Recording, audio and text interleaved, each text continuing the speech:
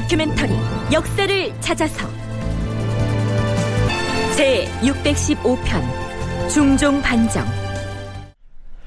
역사 기록에 따르면 연산군이 쫓겨나고 중종이 즉위하는 중종반정은 서기 1506년 9월 초 이튿날에 일어난 것으로 되어 있습니다. 그러나 반정 주도 세력이 행동을 개시한 것은 그 하루 전인 9월 초하룻날 저녁이었습니다. 전라도에서 귀양살이하던 이과등이 자기들보다 먼저 군사를 일으켰다는 소식을 전해들은 박원종, 성희안, 유순정 등 이른바 반정 3대장은 부랴부랴 동대문 부근의 훈련원을 집결지로 정하고 거사에 돌입했는데요. 처음에는 함께할 우군을 확보하는 데 애로를 겪은 것으로 기록에 나타납니다. 자, 박원종 등 3대장이 주요 인물을 어떻게 규합해 나가는지 그 과정을 잠시 살펴보시죠.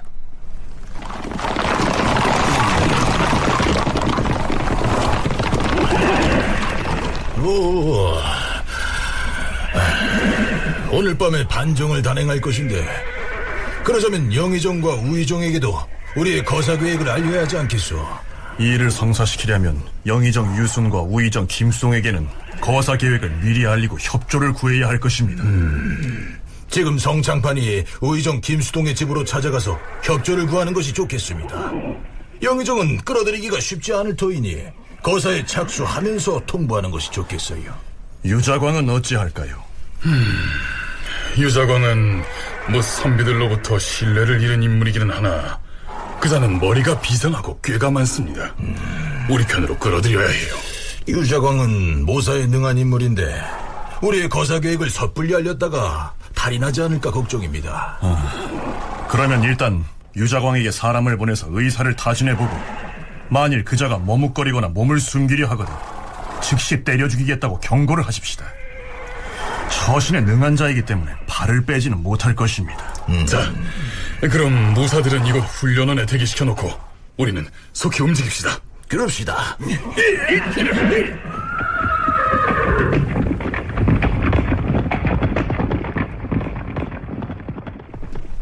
그렇다면 박원종 등의 거사 계획을 전해들은 유자광의 반응은 어땠을까요? 동각잡기 관련 기사는 이렇습니다.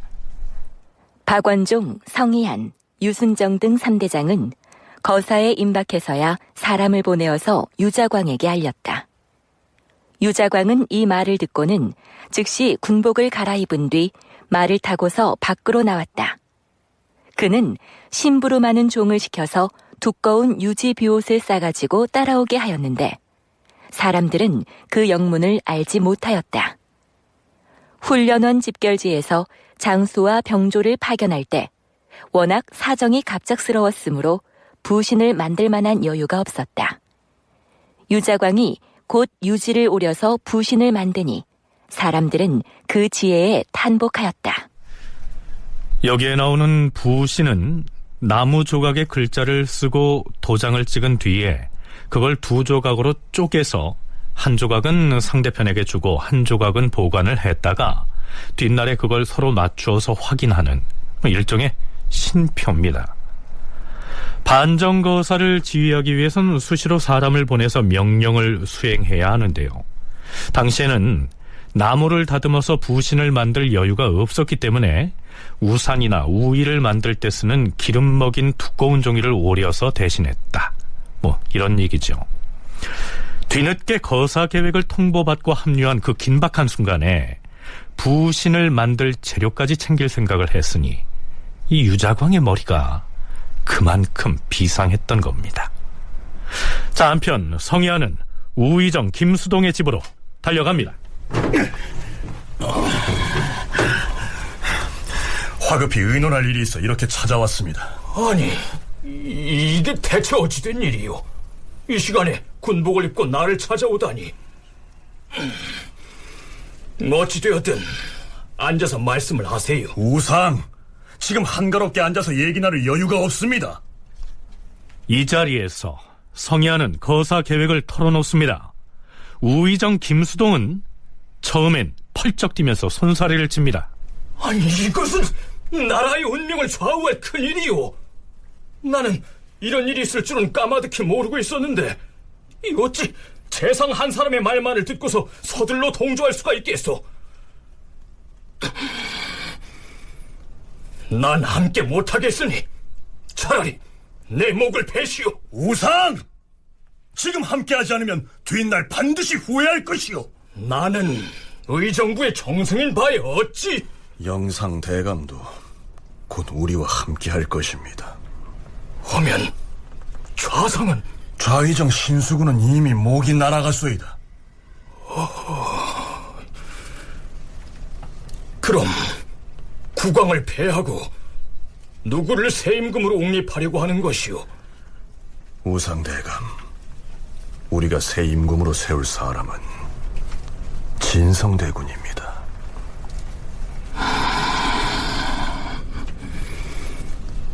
좋소이다.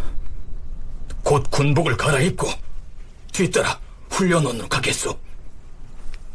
이렇게 해서 우의정 김수동 역시 반정군에 합류합니다.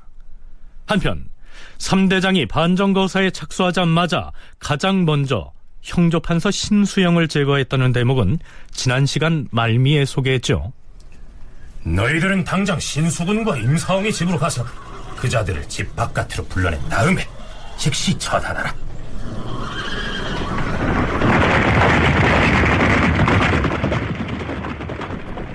그리고 너희들은 이 길로 개성으로 달려가서 개성 요수 신수겸을 처단하라.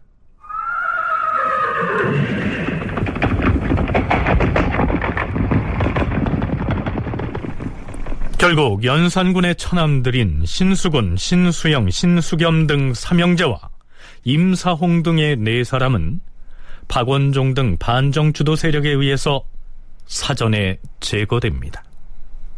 그런데 중종실록에 의하면 특별히 임사홍의 죄상을 자세하게 기술하고 있습니다. 임사홍은 성종조의 죄를 얻어서 폐기된 채 등용되지 못하다가 연산조에 와서 그 아들 임숭재가 부마가 되어서 임금의 총애를 얻자 임사홍이 그 연줄로 간사한 꾀를 부려 높은 품계에 올랐다. 갑자사화 이후로는 전에 자기를 비난했던 자들을 참소하여 일일이 안갚음하였고 이미 죽은 사람까지도 모두 부관참시하게 하였다. 온 조정의 선비들이 그를 승냥이나 호랑이처럼 두려워하였다.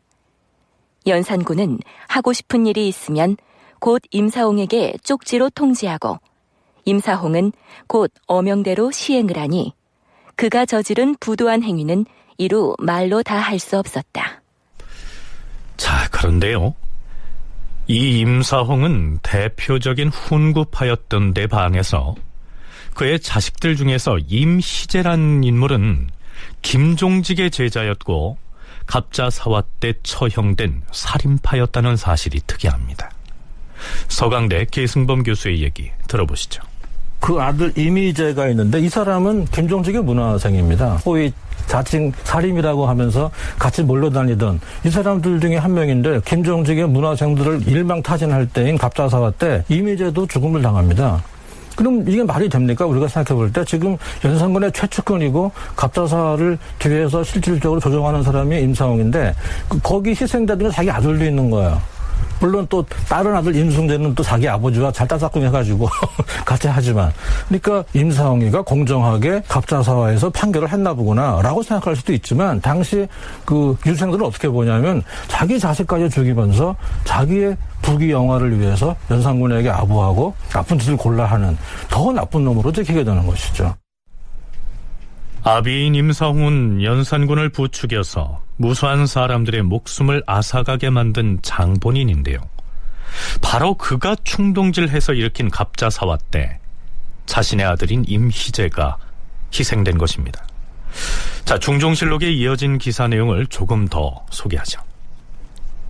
자신의 아들인 임희재가 피살되던 날에도 임사홍은 평일과 다름없이 그의 집에서 연회를 베풀고 고기를 먹으며 풍악을 울리니 연산군이 사람을 시켜 이를 엿보고는 더욱 신임하고 총애하였다.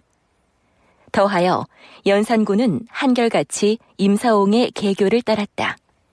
그때 사람들은 다음과 같은 시를 지어 읊었다. 작은 소인 임숭재, 큰 소인 임사홍이여. 천고에 으뜸가는 간흉이로구나. 천도는 돌고 돌아 보복이 있으리니 알게 되리라. 네 뼈 또한 바람에 날려질 것을. 이는 당시 죄인의 뼈를 부수어 바람에 날리는 형벌이 있었기 때문에 그것을 빗대어 한 말이다. 임사홍의 다른 아들 숭재는 일찍이 장녹수와 간통하였는데 장녹수가 연산군의 총애를 받게 되자 그 일이 탄로날까 두려워 몰래 녹수에게 부탁하기를 만약 임금이 그것을 캐묻거든 내가 아니라 죽은 희재가 한 일이라고 대답해야 한다라고 하였다. 그런데 연산군의 부마로서 온갖 악행을 저질렀던 임숭재는 중종 반정이 일어나기 전에 사망합니다. 그러지 않았다면 아비인 임사홍과 함께 반정 3대장에 의해서 처형을 당했겠죠.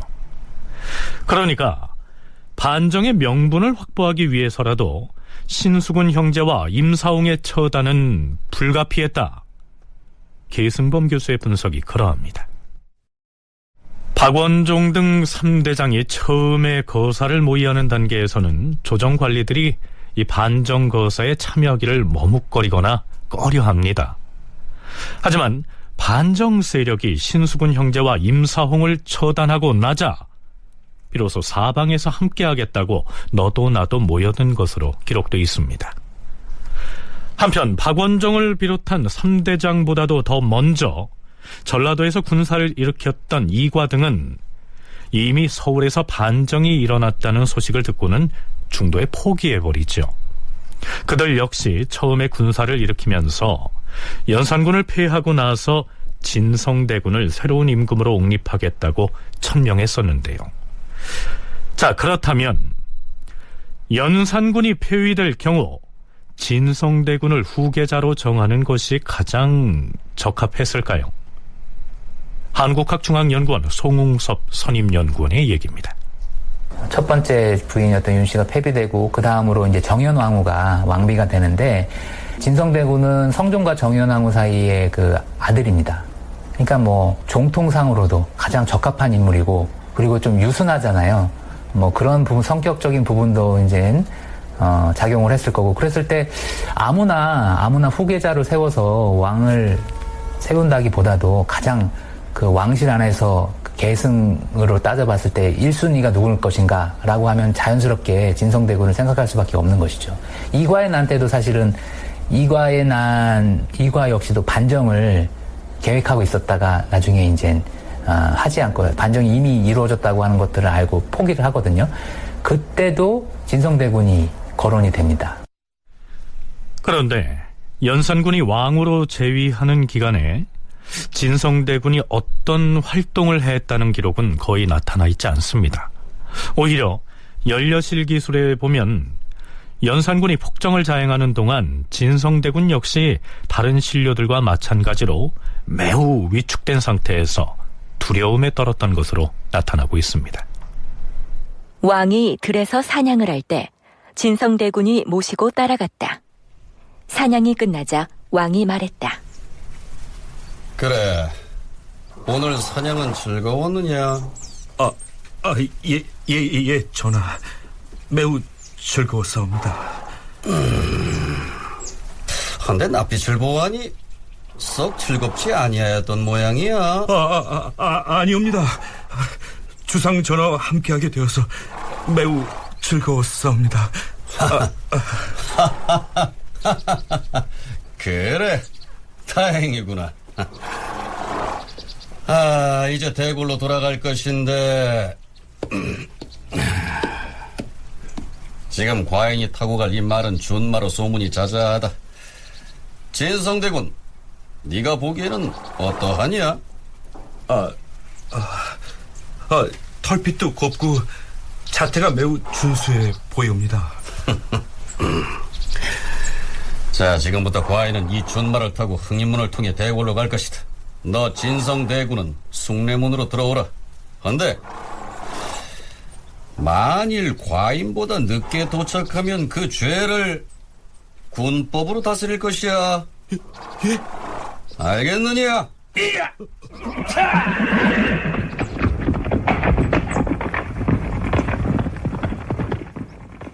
왕이 군법으로 다스리겠다 했으므로 진성대군이 크게 두려워하였다. 그때 성중의 서자인 영산군이 나섰다. 대군마마, 너무 두려워 마십시오. 제 말을 빌려드리겠습니다. 제 말은 전하가 타신 말보다 더 빠를 겁니다. 걱정 말고 이놈을 타고 가세요. 그래, 고맙구나. 자, 가자.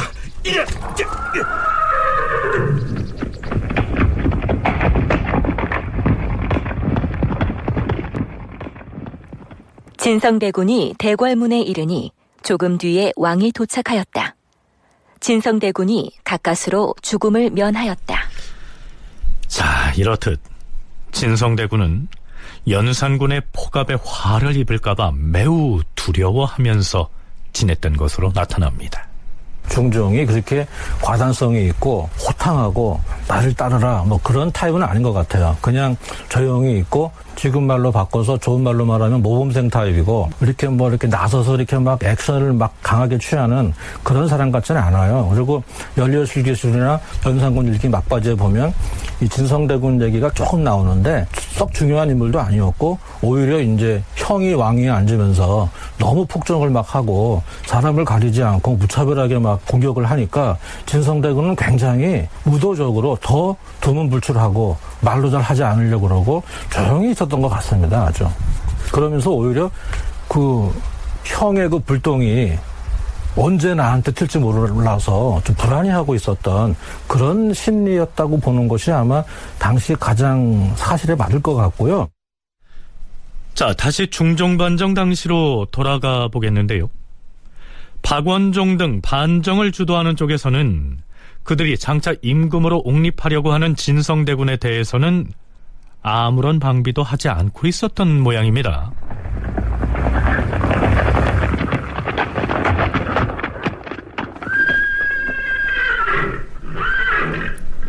우의정 김수동이 반정거사의 사령부격인 훈련원에 당도합니다.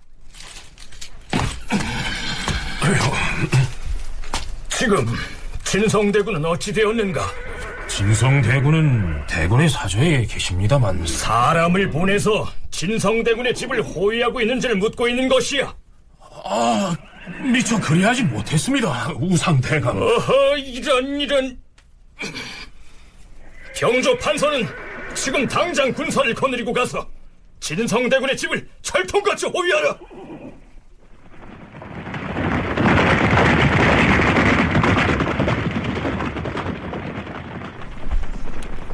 자, 이렇게 해서 반정군의 군사들이 몰려가서 만일의 사태에 대비해서 진성대군의 집을 에워쌉니다. 이때 진성대군은 자신의 집을 포위한 그 군사들을 연산군이 보낸 것으로 알았던 모양입니다.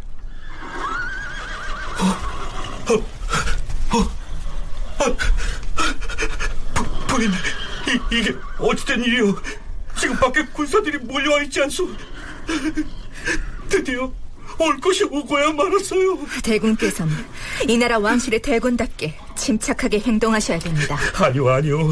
저들은 필시에 전하가 날 해치려고 보낸 군사들이 틀림없어요. 아유, 부인, 이제 어찌하면 좋단 말이오. 대군마마, 죄 지은 것이 없으니 두려워할 리도 없습니다. 죄 없는 사람들이 얼마나 많이 희생됐는지 부인은 몰라서 그러는 것이오. 저들에게 잡혀서 모진 고신 끝에 죽을 바엔 자결을 하는 것이 나을 것이오. 사자, 대군께서는 침착하게 대처하십시오. 제가 사람을 내보내서 살펴보게 하겠나이다. 만일 우리 집을 포위하고 있는 말들이 머리를 집 안으로 향하고 있다면 필시 우리를 잡으러 온 것이 틀림없으니 우리 부부가 죽지 않고 더 기다릴 필요가 없을 것입니다. 그러나 만일 말꼬리가 우리 집 쪽을 향하고 말머리가 바깥을 향하고 있다면 저 군사들은 우리를 호위하려고 온 것이니 잘 살펴본 다음에 죽어도 늦지 않을 것입니다. 부인 신씨가 사람을 시켜서 알아보니 과연 말머리가 밖으로 향하고 있었다. 당시 그러니까 일단 진성대군을 일단 호위하는데 진성대군 입장에서 기록이 별로 없다는 얘기인데 그게 아마 거의 유일한 기록일 겁니다. 그 뭐냐 하면은 10대 후반이 된 이제 진성대군 입장에서 볼 때 아니 밤중에 갑자기 군인들이 와서 자기 집을 포위하고 이제 죽었구나 그렇게 생각할 수 있는 것이죠. 그래서 어느 날 갑자기 벌벌 떨면서 끌려 나와서 왕위에 앉혀진 그런 표현을 제가 많이 씁니다. 그러니까 진성대군은 정말 영문도 모르고 굉장히 불안해하는 상태에서 벌벌 떨면서 와서 왕위에 강제로 앉혀진 케이스죠. 굉장히 희한한 경우라고 할 수가 있죠. 곧 이 나라의 지존인 국왕으로 추대될 인물이 이때까지만 해도 영문을 모른 채 공포에 질려 있었던 것입니다. 진성대군은 부인 신씨와 금실도 좋고 또 애정이 매우 두터웠던 것으로 알려져 있는데요. 비극적이게도 바로 이때쯤 되면 부인 신씨의 아버지인 신수군을 비롯해서 2명의 삼촌들까지 모두 반정군에 의해서 이미 처형된 뒤였습니다.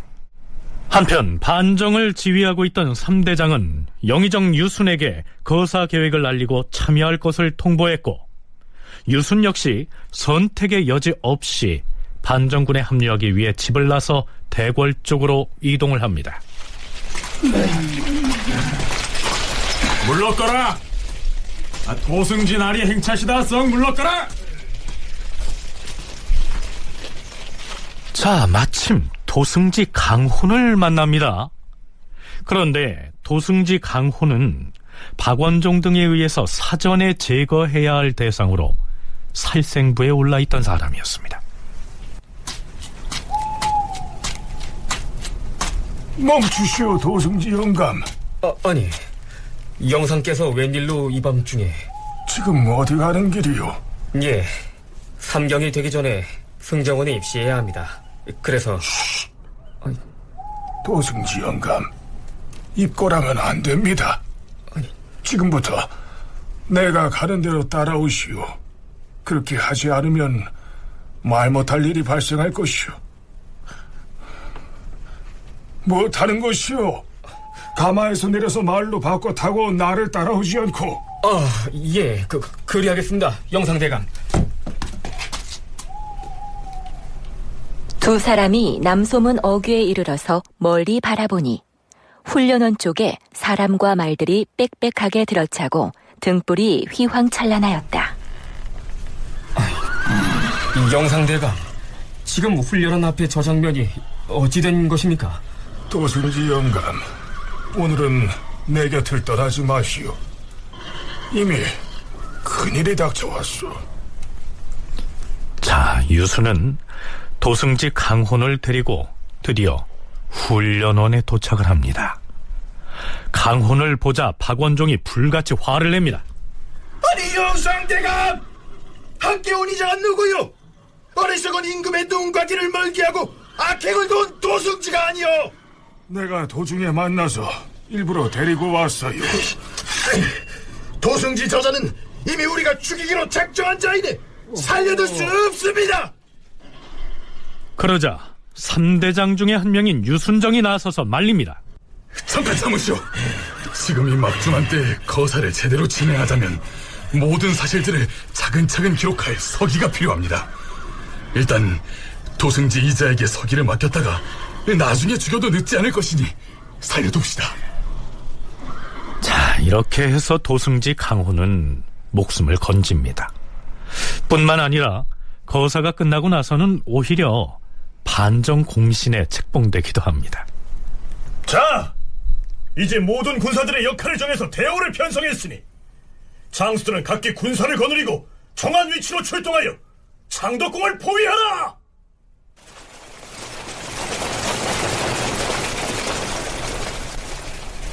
옥문을 열고 옥에 갇힌 모든 죄수를 방면한 다음 그들에게 무기를 주어서 반정군에 종군하게 하라!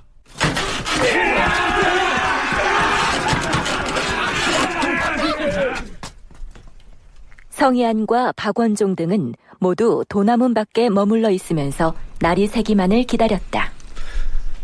자, 그렇다면 대궐 안에 있던 연산군은 바깥에서 벌어지고 있는 이 사태를 전혀 눈치채지 못했을까요? 처음에 대궐 안에서는 변고가 일어났다는 말이 나돌았으나 그 까닭을 헤아리지 못하였다. 왕은 편전 앞에 앉아서 승지를 불러앉히고서 이렇게 말하였다. 변고라 하였느냐? 하하하하! 아니, 이 태평한 세상에 무슨 참고대 같은 소리를 하는 것이냐? 아마도 흥청들의 본 남편들이 대궐 주변으로 몰려와서 도적질을 하는 것일 게야. 승지는 정승과 금부당상에게 연락하여 궐 밖에서 소란을 피우고 있는 자들을 속히 처치하라 이르라. 승지 이후는 열쇠 꾸러미를 챙겨가지고 나가서 대궐문 여기저기를 모두 확인한 다음 그 결과를 과인에게 고하라. 승지 이유는 먼저 사람을 시켜서 대궐문을 돌아다니며 살피게 하였는데 이미 조정의 관리들이 반정군 쪽에 소속된 것을 알고는 그만 몸을 피해서 밖으로 나가버렸다. 아니, 승지 이후에게 궐문을 확인하고 바깥 동정을 살피고 오라고 명했거늘 그자는 어디로 가고 종무 소식인 게냐? 대체 다른 승지들은 어디 갔느냐? 전하, 찾으셨사옵니까? 아니, 승지 이후는 어디 갔느냐? 그것은 신도 잘 모르겠사옵니다. 하면 신들도 나가서 사정을 살펴보고 오겠사옵니다. 그럼. 아니, 괜찮다. 나가지 말고 내 곁에 있으라. 전하. 내 이놈들아! 아니, 가지 말고 여긴 나무라 하지 않았느냐? 과인을 홀로 두고 어딜 가려고 이러는 것이냐? 이놈들아! 이놈들아! 이리 오너라! 예! 왕이 승지 윤장과 조계형의 옷소매를 잡았다.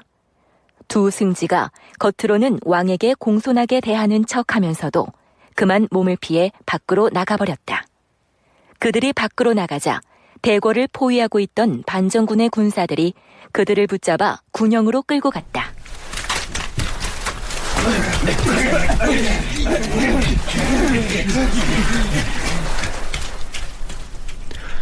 한편 대궐을 수호해야 할 군사들은 모두 수채구멍을 통해서 다투어 골 밖으로 빠져나가 버립니다. 환관을 포함해서 궁중에서 잔물을 보던 색인들까지 모두 다 달아나 버리고 대궐 안에는 후궁과 기생무리만 남게 되죠. 임사원 같은 사람들은 이미 거사 과정에서 제거가 되었고 흥청들은 나서서 싸울 수 있는 사람들은 아니고 그렇다면은 그 연산군의 명에 의해서 궁궐을 지키고 있었던 그런 군인들 같은 경우에는 상황을 더 잘 파악을 했겠죠.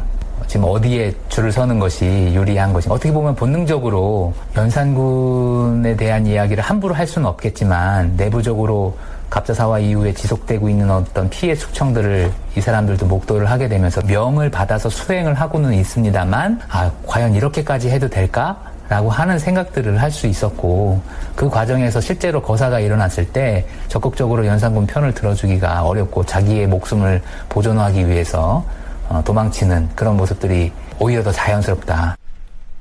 막강한 왕권을 거머쥔 채 철권 통치를 이어오던 연산군이었지만 막상 위기가 닥치자 곁에 남은 사람이라고는 기껏 후궁과 흥청 등에 불과했던 것입니다.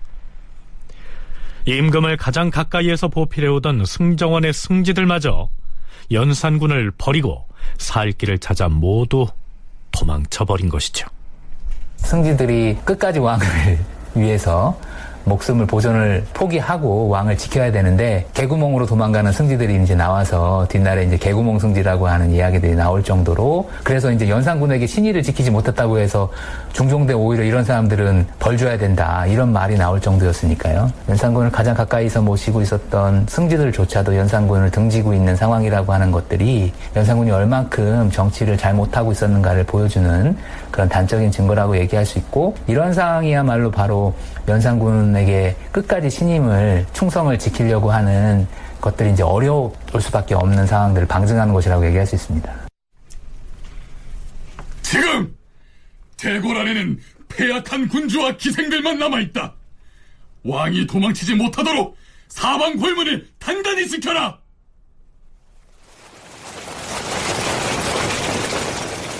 자, 경복궁으로 가자!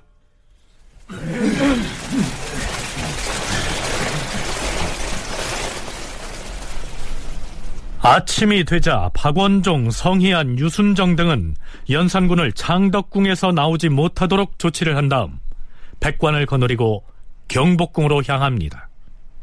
그들은 성종의 계비이자 중종의 생모로서 당시 왕실의 최고 어른이었던 정현왕후에게 찾아가 연산군을 폐위할 것이며 진성대군을 새로운 왕으로 옹립하겠다는 뜻을 전합니다. 대비마마, 지금 임금이 군주의 도래를 잃고 정세가 어지러워 백성이 도탄에 빠지고 종묘사직이 매우 위태로운 지경이옵니다. 하여 모든 관원과 백성들은 진성대군을 추대하여서 임금으로 삼기로 정하고 감히 대비마마의 명을 받으려 하옵니다. 우리 아이가 어찌 이 막중한 책임을 감당하겠소. 지금 세자가 장성한 나이가 되었으니 왕위를 이을만 할 것이오. 대비마마, 진성대군으로 하여 왕위를 잇도록 윤하하시옵소서. 알겠소. 나라의 사세가 이에 이르러서 사직을 위한 계책이 부득이한 실정이니 그렇다면 경등이 아랜 대로 따르겠소. 자, 그러면 이 시간 연산군은 어찌하고 있었을까요? 실록의 기록에 의하면 연산군은 공포에 질려서 턱이 떨려 말을 제대로 하지 못한 것으로 나타납니다. 뭐야? 반역 사건이 일어났다는 말이냐? 그자들이 대체 누구더냐? 승진은 들라! 승지들은 모두 어디로 갔느냐? 내 시부의 내관은 당장 가서 활과 화살을 가져오라! 모두들 어디로 가버렸다는 말이냐? 중전! 중전! 전하. 이를 어찌하면 좋겠소? 반역 사건이 터졌다 하지 않소? 중전이 지금 과인과 함께 나가서 잘못했다고 빌어봅시다. 간절히 빌면 용서를 해줄지도 모르니.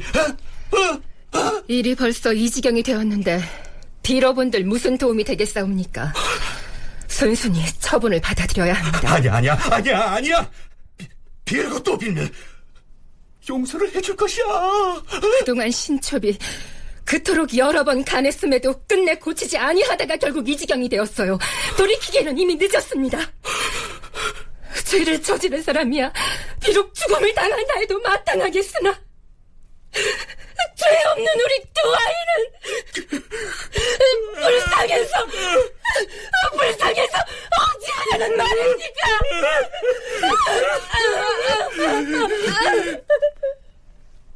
성희안 등이 승지 한순과 내시 서경생을 창덕궁으로 보내서 폐주 연산에게 국세를 내어놓고 정전을 피해 나가도록 하였다. 날이 새기 전에 왕비가 먼저 대궐에서 쫓겨나는데 비단신이 자주 벗겨져서 걸음을 걸을 수가 없으므로 비단 수건을 찢어서 신을 동여매었다. 세자와 대군은 유모와 함께 청파촌의 무당집에 먼저 나가 있었는데 해가 저물도록 먹지 못했으므로 무당이 밥을 지어주었다. 대군이 어찌 꿩고기를 올리지 않느냐 투정을 하니 유모가 울면서 이런 밥이라도 얻어먹을 수 있어서 다행이다 라고 하였다. 모두 눈물을 흘렸다. 자, 이렇게 해서 반정군은 아주 손쉽게 승리를 거둡니다. 연산군이 왕위에서 쫓겨나는 순간에 반정군을 향해서 칼을 뽑거나 활을 겨누면서 저항하는 신하가 단 한 사람도 없었다는 이 사실이 그동안 연산군이 고립무원의 처지에 처해 있었음을 말해준다고 봐야 하겠죠. 이구아련 아니라거나 갑신정변이라거나 대부분 전투가 벌어지는데 연산군 때도 그렇고 광해군 때도 그렇고 전투가 없어요. 심지어 연산군 때는 그런 기록이 없는데 광해군 때는 무슨 기록이 있냐면 나중에 이제 날이 밝고 인조가 즉위한 다음에 어제 우리가 들어올 때 도성을 막기 위해서 활을 쏜 병사가 한 명 있다고 하는데 걔 찾아와라 그래요. 근데 못 찾아요. 그 사람이 죽을까봐 안 나오는 건데 인조는 야, 참 기특하다. 자기 임무를 다했다. 활을 한 번 쏜 사람을 찾아서 포상을 하려고 했는데 못 찾은 거죠. 연산군 때는 그런 기록도 없는데 역시 거의 완전히 무방비죠. 그러니까 다 도망가 버리는 겁니다. 한편 진성대군의 어머니인 정현왕후가 대비로서 교지를 선포합니다. 그 내용은 이렇습니다. 우리나라가 100년 동안이나 덕을 쌓아서 백성의 마음이 편안하였으므로 만년토록 튼튼한 왕업이 마련되었는데 불행히도 연산군이 임금된 도리를 잃어버려서 백성이 도탄에 빠졌도다. 진성대군은 일찍이 인덕이 있어서 백성의 마음을 얻었으므로 모든 신하들이 청하여 새 왕으로 세우기로 하였다. 내가 생각하건대 어두운 임금을 패하고 밝은 임금을 세우는 것은 고금에 통하는 의리이니 여러 사람의 소원에 따라서 진성대군을 왕위에 오르게 하고 옛 임금은 패한 다음 연산군으로 강등하여 교동에 안치할 것이다. 그간 종묘와 사직이 위태하였으나 다시 편안하게 되었도다. 한편 왕으로 추대된 진성대군은 관례에 따라서 일단은 사양하는 예를 갖춥니다. 내가 실로 덕이 부족하니 어찌 조정의 종묘 사직을 위한 대계를 진실로 감당할 수 있겠소. 왕은 제3거절한 뒤에야 비로소 허락하였다. 유순정이 새 왕을 호종 시위하여 경복궁에 들어가니 길에 나온 백성들이 모두 눈물을 흘리면서 성군을 만났으니 이제 백성들은 고통 속에서 벗어나게 되었다라고 기뻐하였다.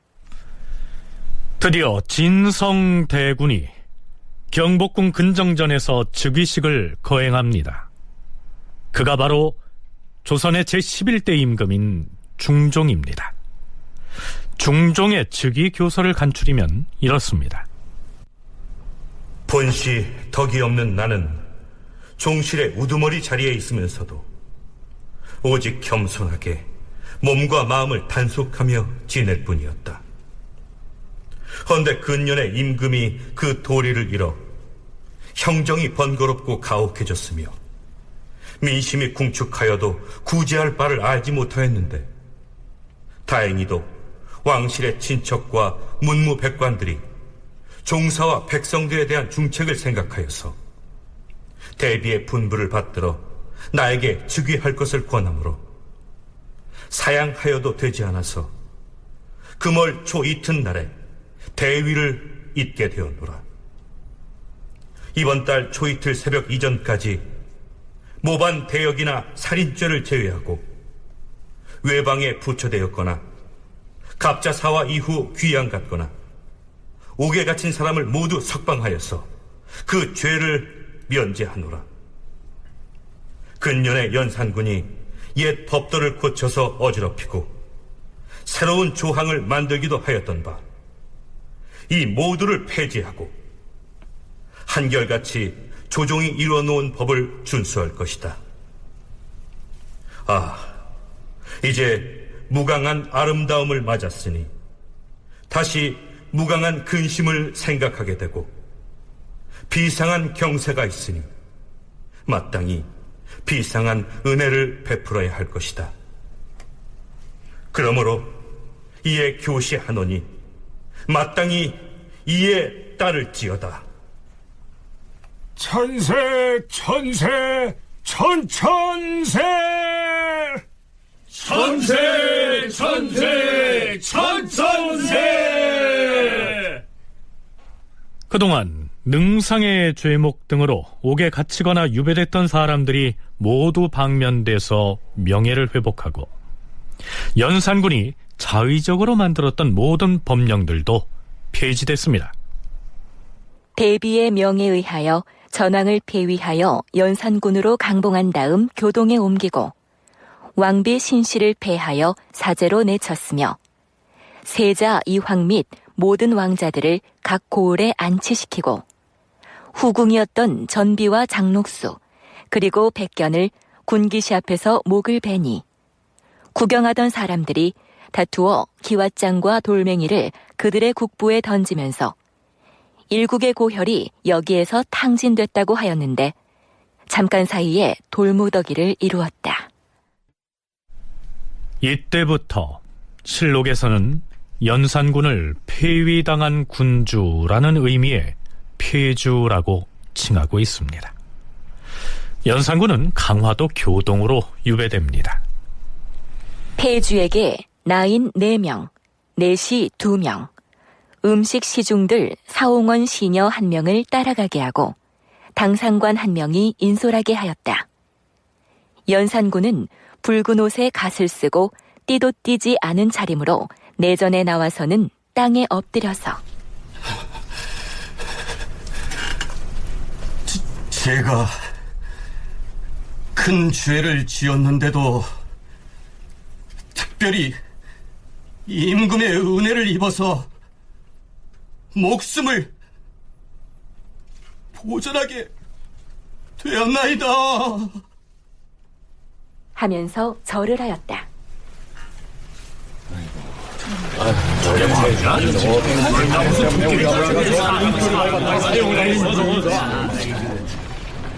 폐주는 평교사를 타고 선의문을 거쳐 돈이문 밖으로 나올 때까지 갓을 숙여 쓰고 머리를 들지 못하였다. 연희궁에서 하루 유숙하고 김포에서 또 하루 유숙하고 통진과 강화에서 하루씩을 유숙한 다음 드디어 교동에 당도하였다. 실록에서는 연산군이 강화도로 쫓겨가는 길에 저작거리에 나온 백성들이 이런 노래를 지어서 불렀다고 적고 있습니다. 충성이란 사모요 거동은 곧 교동일세. 일만 흥청 어디 두고 석양 하늘에 뉘를 쫓아가는 거 두어라. 얘 또한 가시의 집이니 날 세우기엔 무방하고 또 조용하리라. 네, 충성이란 사모요.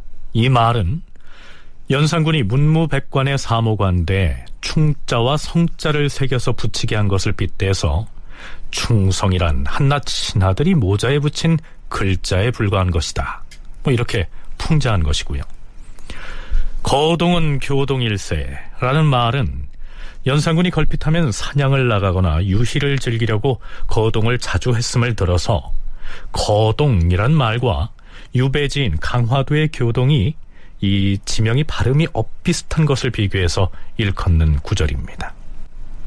두어라 얘 또한 가시의 집이니 라고 한 것은 연산군이 가시 울타리로 둘러싸인 곳에 위리안치된 처지를 빗대서 여자 혹은 부녀자를 일컫는 가시라는 말을 대비시켜서 풍자한 것입니다.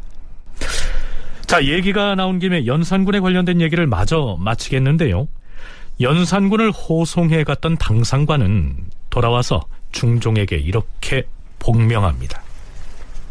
전하, 아무 탈 없이 모시고 갔다 왔사옵니다. 강화도 교동의 안치소는 둘레 친 울타리가 좁고 높아서 해를 볼 수 없었사오며 다만 작은 문 하나가 달려 있어서 그곳으로 음식을 통하였사옵니다. 전왕의 소식을 들으니 마음이 안 되었도다. 그는 의리로 치면 과인과는 임금과 신하이나 사사로에는 형과 아우 사이가 아니던가.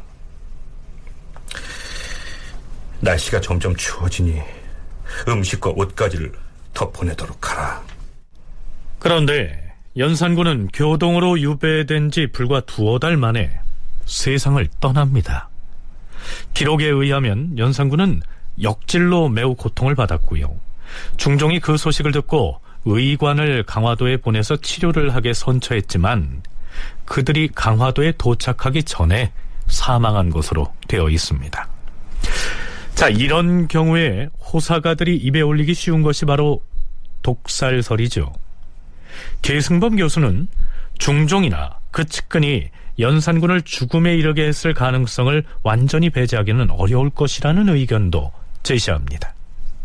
내가 새로 즉위한 내가 공식적인 절차를 밟아서 왕명을 내려서 사형시켜버리면 그 부담이 많은 거예요. 그러니까 나는 그래도 어떻게 형인데 죽일 수가 있겠니 하면서 은혜를 베푸는 척 해놓고 그냥 아래 그 감시하는 사람이 알아서 죽여주기를 바라는 게 그게 이른바 전인사례입니다. 그래서 영창대군도 그런 식으로 죽였고요. 광해군은 항상 은덕을 베푼다고 말을 합니다. 그런데 거기 그 마음을 읽은 사람이 죽여버리고 사후 보고하는 거죠. 그러면 이제 광해군은 막 우는 거예요. 일단 쇼하는 거죠. 아마 연산군도 그런 경우로 갔을 경우가 충분히 있게 보고요. 단종을 살해한 것도 그런 케이스죠. 세조가 직접 왕명을 내려서 처형시킨 게 아니고 거기 지키는 관리인이 그냥 임의로 죽여놓고 그러면 속으로는 아 참 그 왜 죽였니? 너 그러면 되겠니? 그러면 속으로는 좋아하고 뒤로 상 주는 거죠. 네, 다음 시간에 다루겠지만 중종이 즉위한 뒤에 명나라에 사신을 보내서 이 새로 즉위한 임금을 책봉해달라 이렇게 요청을 하는데요. 명나라에서는 연산군이 살아있으므로 새 국왕을 책봉할 수 없다고 거절을 합니다. 명나라에 보고한 내용을 보면 연산군이 완치할 수 없는 너무나 큰 중병에 걸려서 정사를 볼 수 없다. 그래서 할 수 없이 나라의 어른들이 합의를 해서 연산군을 하야시키고 중종을 그 이복 동생인 중종을 대신 왕위에 앉혔으니까 허락해 주십시오. 그렇게 간청을 했는데 그게 거절당합니다. 당연하죠. 그쪽에서 내려온 거절 사유의 핵심이 뭐냐 하면은 아니 그래도 사람이 살다 보면 완치될 수도 있는데 그러면 내가 너를 지금 새 국왕으로 책봉했다가 연산군의 병이 호전되면 그러면 왕의 조명인데 어떻게 할 것이냐 하면서 거절을 하죠. 그러니까 그런 답이 오는 걸 보면 당시 애초에 정변을 일으킨 다음에 가장 중요한 게 내부에서의 자기들의 정당성을 확보해서 민심을 확보하는 것이고 두 번째는 북경에 사신을 보내서 그 명나라 황제의 책봉을 받아오는 것인데 어느 경우에도 연산군이 살아있는 게 좋지 않죠. 네, 하지만 어디까지나 추측이 그렇다는 것이고요. 실제로는 신병이 악화돼서 사망했을 가능성도 있습니다. 송웅섭 연구원의 얘기입니다. 뭐 그에게 질병이 전혀 없었다 이렇게 얘기할 수는 없지만 하여튼 연산군이 아픈 것과 관련돼서는 좀 뭐라고 얘기하기 어려운 부분이 있고 그래서 이제 이렇게 갑자기 죽은 것들은 죽은 이유에 대해서는 아무래도 심리적인 요인들도 꽤 크지 않았을까. 자기의 삶이 정말 죽을 수도 있다라고 하는 죽임을 당할 수도 있다라고 하는 그런 불안감도 있었을 것이고 또 그 이후에 그동안에 자기가 저질렀던 어떤 그런 모습들에 대해서도 한번 이제 되돌아보는 실제로 그 유배가는 과정에서 연산군이 교동으로 이제 유배가는 과정에서 이렇게 보면 굉장히 공손한 모습을 보입니다. 이전에 능상이라고 하는 어떠한 그 명분으로 신료들을 그렇게 과감하게 제거하고 죽였던 연산군이라고 볼 수 없을 정도로 굉장히 공손하게 가마에 타서 옮겨가는 모습들을 보여지거든요. 그러니까 전혀 상반된 그런 모습인데 무소불위의 철권을 휘두르다가 일순간에 왕위에서 쫓겨나서 햇볕도 들지 않는 좁고 높은 가시울타리에 갇힌 처지가 됐으니까요. 그 심리적인 충격이 대단했을 것이다. 뭐 이렇게 추정을 해볼 수도 있습니다. 연산군 일기에 보면 연산군은 즉위 이후에 퇴위할 때까지 이 지병을 앓고 있었던 것으로 나타납니다. 과인이 임금의 할 도리를 소홀히 한다고 공격하는 자가 많다. 날마다 경연에 나가서 경전을 강론하고 고금을 사색하며 신하들을 접견하여 나라 다스릴 길을 강구하는 것이 임금의 책임이라는 것을 나도 잘 알고 있다. 허나 나는 즉위한 이래로 병이 몸에서 떠나지 아니하여 밥을 먹어도 달지 아니하고 잠을 자도 자리가 편안하지 못하며 늘 구정물을 마신 것과 같고 썩은 고기를 먹는 것과 같도다. 즉위 2년째 되던 해인 2월에는 승정원에 이러한 교지를 내리기도 합니다. 그해 10월에는 또 이렇게도 말하죠. 군주에게 안일함이 있어서는 아니 된다고 하였다. 근일 내가 마침 몸이 불편하여 오래도록 경연을 정지하였어. 내가 궁중에 있는 날은 많으나 선비를 접하는 기회가 적으니 실로 후세의 비난을 살만할 것이야. 부끄러워 얼굴이 붉어지는 일이다. 그러나 한 가지 병이 좀 나으면 또 한 가지 병이 또 생겨서 알아눕는 것은 아니지만 기운이 흐리고 고나며 식사는 전보다 줄지 않았지만 잠을 편안히 자지 못한다. 의원이 진맥하여도 약이 도무지 효험이 없어서 약을 중지하고 조리하고 있으니 승정원과 홍문관에서는 나의 이러한 증세를 감안해달라. 응? 내 장차 몸이 조금 나으면 하루에 3번은 못하더라도 아침 경연 후에는 수시로 선비들을 만나려고 한다. 그런데 연산군이 주로 아프다는 얘기를 할 때에는 경연에 불참하게 된 사유를 설명할 때입니다. 아무래도 아프다는 것이 핑계로 여겨지는 대목이죠. 예를 들어 날씨가 좋든 굳든 사냥을 나갈 때에는 늘 쌩쌩한 몸을 과시했고요. 수많은 흥청을 거느리고서 연회를 할 때 보면 아주 지칠 줄 모르는 체력도 과시하게 됩니다. 그래서 계승범 교수는 연산군을 유배지로 호송했던 관리, 즉 전인에 의한 살해의 가능성이 있다고 추정했던 것이죠. 자, 어찌됐든 무오사화와 갑자사화를 통해서 무수한 목숨을 앗아간 폭군 연산은 재위 12년째 되던 서기 1506년 9월에 세상을 떠나고 이젠 중종의 시대가 열린 것입니다.